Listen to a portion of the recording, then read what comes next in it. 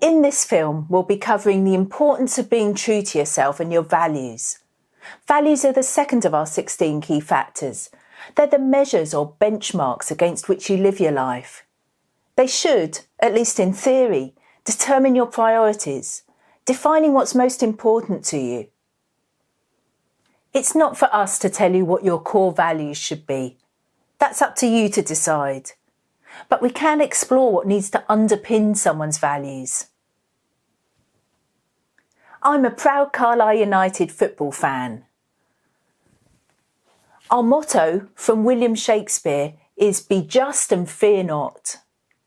Shakespeare also urged, "This above all else, to thine own self be true." And it's great advice. But when we look at the harsh reality, most people are inconsistent in applying their core values. They'll happily announce them when everything's hunky-dory, going well. Sadly, this rarely lasts, and that's when you see that people are full of shit. The contradictions and hypocrisy usually rear their ugly heads when the chips are down. Values are instantly dumped, temporarily forgotten, replaced by avoidance techniques and other defensive measures. You want to fit in, be liked, seeking the approval of others. Someone says something you strongly disagree with. Do you speak out, risking conflict and an argument? Or do you keep quiet, ignoring your heartfelt values, perhaps feeling awkward or embarrassed? Does practical reality make it inconvenient or troublesome to live out your values in everyday life? Are you quick to sidestep them, overlook and neglect what you claim to hold dear when it suits you to go weak and wobbly at the knees? Your core values are tested particularly at times when things start to go wrong. They're often just an ideal of how you want to be, barely developed or anchored in practical detail. This is where the truth of the situation is exposed for what it is. And most people are found wanting at such times. They come up short, a long way off excelling or being a worthy role model. Many years ago, an accountant kindly did our annual charity accounts for us free of charge. He professed to be a vegetarian, like us, not wanting to kill animals for food. But this claim was shown up when he had to travel from the UK to Kenya for a friend's wedding. First, he sloppily didn't bother to pre-order a vegetarian meal for the flight. On board, up in the air, they didn't have a vegetarian option. So, astonishingly, he took the chicken meal and ate it. Why? When he volunteered this story to us, he said he was starving. Yet he was only up in the air for 8 hours, and the flight attendants could have easily sorted something out, finding something appropriate to eat, if he'd stuck to his principles. But he didn't. And, for the record, we've seen real starvation and hunger, whether in the Ethiopian famine of 1984-1985 or in the following 25 years when we ran a medical clinic and other humanitarian projects in Sudan. Our accountant at the time was merely in danger of being hungry, which isn't remotely the same thing as starving. We've previously seen how social conditioning, beginning with your parents, has fucked you up, to quote Philip Larkin's words from his famous poem. You're a mess, more or less, whether you'll readily admit it or not. So you don't have to be a genius to work out that there'll be trouble ahead when it comes to holding lofty values to guide you through life's troubled waters. They're likely to sink quicker than the Titanic, and then probably, at some point, disappear without trace. When those around you are similarly struggling to hold their cherished values together, employing those ubiquitous avoidance tricks to get themselves off the hook when they're challenged, it's all too easy to fudge your way into bullshit. You can readily overlook a little discrepancy here and there, even minimising a whopper contradiction just as easily. Hell, you've got to live with yourself, to hold it all together. So what's the point in being self-honest if it will lead you down the road to becoming an emotional wreck? Before you know it, values are expendable, just like those items of clothing that never really fitted or suited you. They can be ignored at those pesky awkward moments when you're otherwise obliged to stand up and be counted. Even discarded altogether when you realise you're just not up to the task. I could go on, further describing the mess, but I'm sure you get the idea. It's easy to talk about values, but much harder to own and apply them. And this is why it's more appropriate to look at how you can be true to yourself, because this is the route to ultimately being able to hold your values together. If you're expecting an effortless workaround or quick fix, then you're going to be sadly disappointed. Being true to yourself is a great life skill, but you'll obviously be a long way off being proficient at it whilst you're a beginner. Yet it's during this early stage that you'll most struggle because social conditioning still has a grip on you, obscuring what it means to be yourself. However, it's just how it is. Do your best to keep your eye on the ball. Long term, the effort you need to spend in learning will pay off as you progress, understanding more and more. And it's better to start off on the right track, heading in the correct direction, rather than wandering along roads that'll lead you nowhere worthwhile. If there's anyone around you who is a toxic influence, then you need distance from them. If such a person is holding you back from developing, perhaps encouraging the weaker part of you, move on. They're unlikely to change, so the harmful conditioning will continue on and on and on if you don't make the break. You need space to grow, away from any suffocating pressure. In a similar vein, though less extreme than removing a toxic influence, you need to stop trying to be likeable. Don't be a people pleaser. Without being rude, you have to cultivate a straightforward way of talking, to tell it as it is. Your communication has to switch from playing the game by keeping it all safe to a more candid and forthright manner. Whereas this isn't usually the norm in many situations, you might find that at least a few people will start to appreciate this genuine and sincere approach.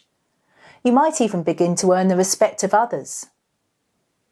Learn to disagree, to say no. There's a lot of bullshit talked about assertiveness, which is frequently misused to fuel selfishness. But it's important that you're not a doormat. You don't have to join in if you think something's inappropriate. The world won't end. If you're not being yourself, whatever's there gets chipped and whittled away until there's nothing of value remaining. Realise that most people are lost, unsure of themselves, acting like sheep. You're not alone in feeling there must be a better way. It's just that most people aren't brave enough to break cover and admit it's all a heartless, superficial farce. Normal is massively overrated. Stand back to get a clearer perspective and you'll soon see that it's ludicrous to want to fit into such a tangled shambles. Dare to be different. If you don't, the real you will either never develop or else fade away. The sheep will end up as a zombie. Learning more and more about avoidance will definitely help. Yes, you'll feel raw, exposed, but this is a good thing. Seeing what's what, including all the ugliness of hypocrisy, is a healthy step forward. It might not feel like you're starting to progress or getting better, especially at first, but it's the healthy thing to do. Hiding in your shell, in denial of reality, will never get you anywhere good, because you'll just stay stuck. The aim is integrity. This involves the abolishment of hypocrisy, which is a huge ask and a long path. You need to open yourself up to life, but this will inevitably expose the many weaknesses and limitations. Whatever values you choose to identify with will provide a framework. We suggest that our 16 key factors offer the ultimate framework or blueprint. They're the basic nuts and bolts of capability.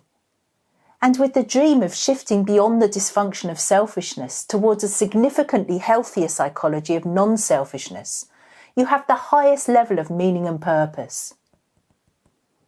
Sacrifices that might need to be made in walking away from normality will fade into insignificance when compared with the considerable benefits of finding deeper fulfillment. It's not difficult to identify a society which is immature. First, as we examined in an earlier film, there's all of the suffering, whether it's on a personal, criminal or global level. Then there's a shocking absence of seeing the widespread hypocrisy, clearly indicating an unwillingness to be straightforward. There might be some superficial recognition that freedom of speech is somehow important, but this is then negated by the subtle, unspoken messages to back off and play the game. Even when it should be blatantly obvious that the ship is badly leaking water, in danger of sinking, you're frowned at if you dare to rock the proverbial boat. Probing, challenging questions are discouraged, whereas they're actually a healthy part of living when you want to be the best you can be. Yet another sign of an immature society is the absence of integrity and honour, which, if present, should signify individuals being true to themselves. What have we got instead? Slavery to excessive materialism, with money as the latest god, and the celebrity culture.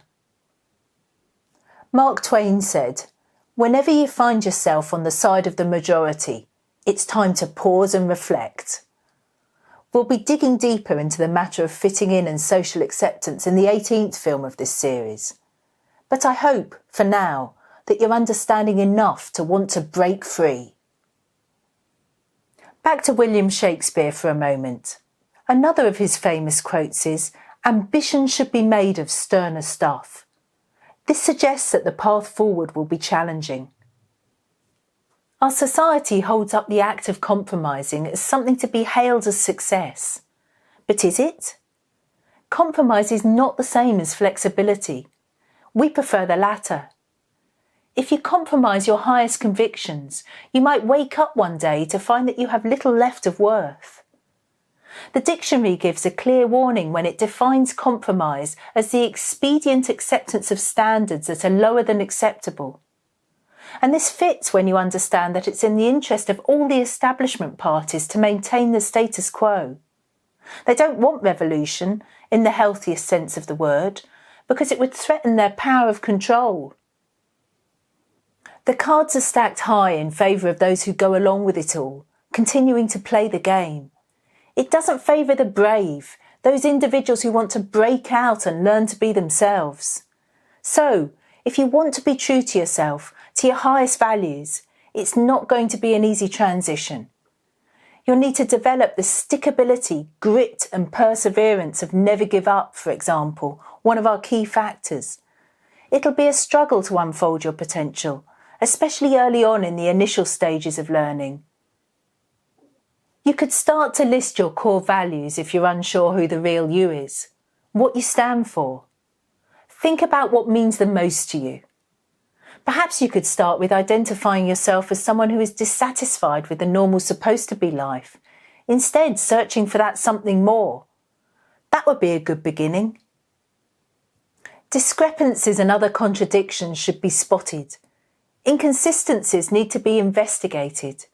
You have to sort out the deep from the superficial, resolving any disparity. Find out who you are and do it on purpose. Appreciate that nothing less than integrity will work. It can be argued that there's safety in numbers, and so it's best to go along with the crowd. But, actually, it's individuals, the outliers, outcasts or pioneers, who ultimately change things for the better, adding something different or new. So learn to be true to yourself and do what's important. In our next film, we'll be looking at vision, expectation and the setting of goals. I'll see you again then.